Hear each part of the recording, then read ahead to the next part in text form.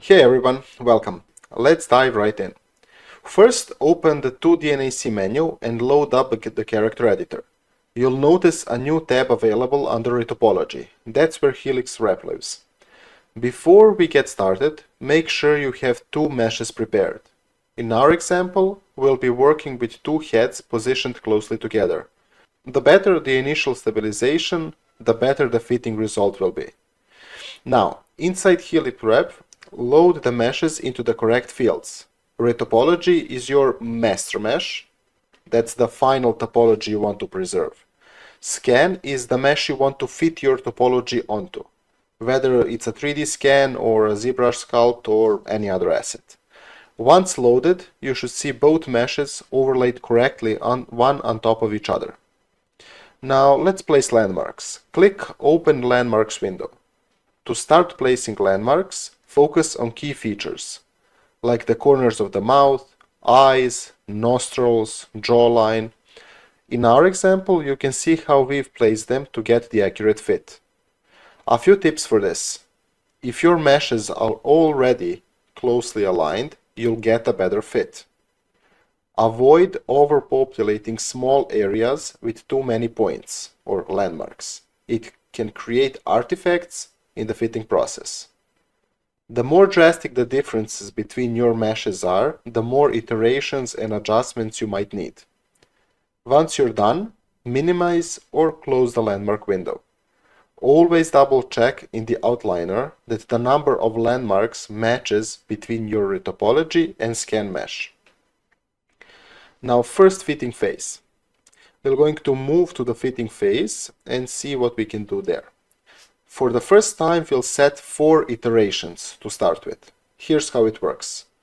Iterations control how many times the algorithm influences the mesh fitting. You can increase or decrease this based on how much adjustments you need. Key setting is the radius. A larger radius affects a bigger area of the mesh. For initial fitting, a radius between 15 to 20 usually gives the best result. For tighter fitting, lower it down to around 3.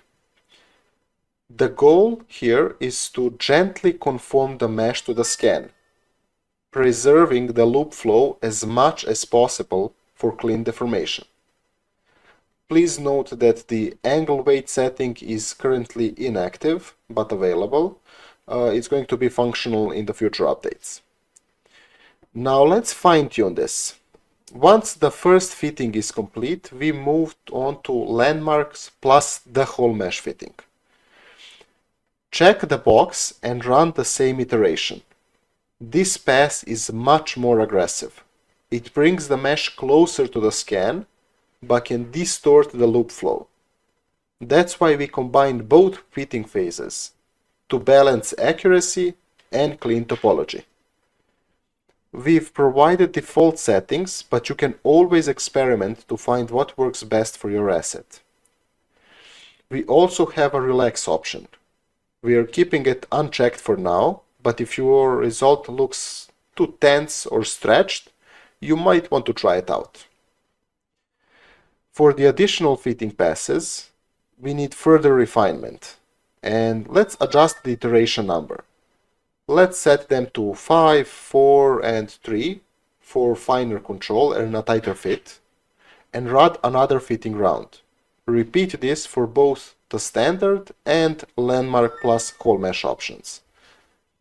After that, you can run a few more passes without it if you want to further optimize the loop flow. This helps smooth out any remaining inconsistencies without locking into the landmark constraint. Once you're satisfied with the overall fit, it's time for final manual tweaks. For example, during our session, we noticed some irregularities around the neck area. We manually project parts of the mesh onto the scan using a smooth brush, which corrects the loop flow without losing important details. A pro tip is always double check areas like the nose, eyes, and mouth, as they tend to deform the most during fitting.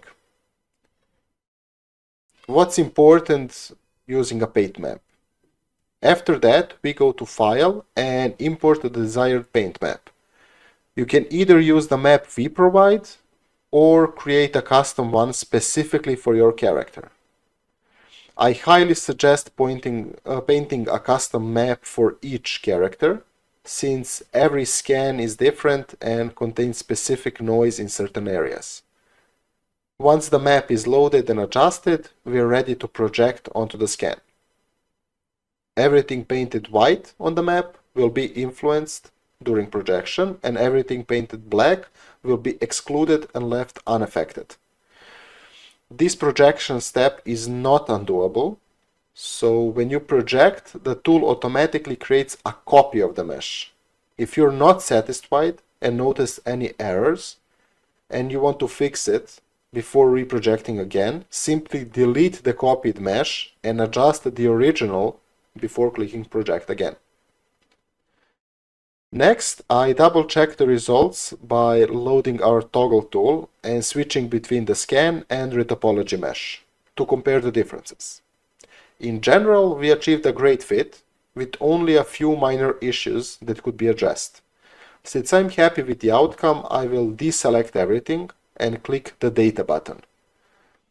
This will gather the needed data from the background and automatically select my head mesh.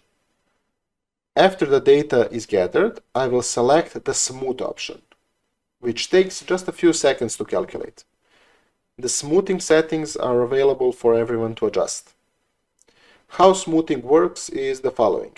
It tries to restore the clean loop flow from the master mesh, while also closely fitting to the surface of the scan. Think of it as a surface relax, similar to using a smooth brush during projection.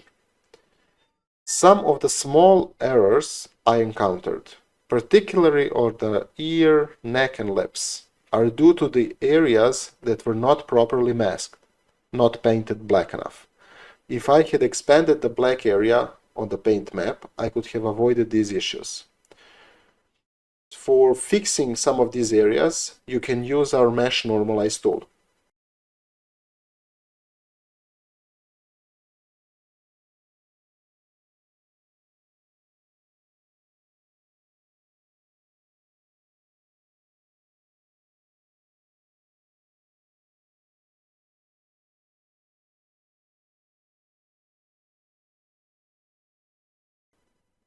Since we are working with a lot zero mesh for the standard MetaHuman rig, the next step is to subdivide the mesh to match lot zero resolution, and then reproject it on the scan. This gives us a much more surface details and allows us to achieve one-on-one wrap. We can also work on the lot zero density from the start. It's also an option. Don't forget to delete history and freeze transformations to make sure everything stays clean and functional. One important thing is, after deleting history, reload the paint map. Otherwise, the projection will happen but won't use the correct masking information. In our example, I made that mistake, but try to learn from my mistakes and avoid this trouble.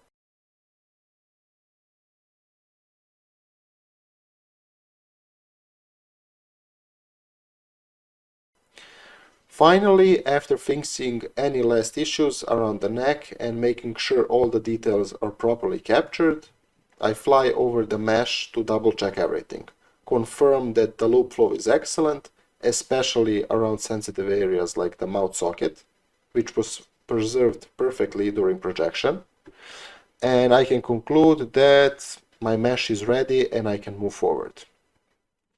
So have fun and happy creating!